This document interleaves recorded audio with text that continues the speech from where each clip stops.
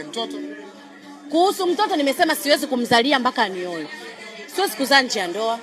Akinioa nimemwambia Moze njoo. Naomba bwanangu uje hapa kwenye hii interview. Weka sikio lako nikwambie. Ukija ukanioa mimi nitakuzalia watoto hata 20. Niko tayari tu, naamka naingia leba natoa, naamka yani natapika tu. Nacheka na mtoa mtoto, naamka na mtoa mtoto. Akinioa, asiponioa basi tubaki tucheze sababu yeye imeandikwa. Tunajua tu kwamba hapa tupo tunafurahishana tu kama tunacheza. Hiyo ni ngangi ngongonga.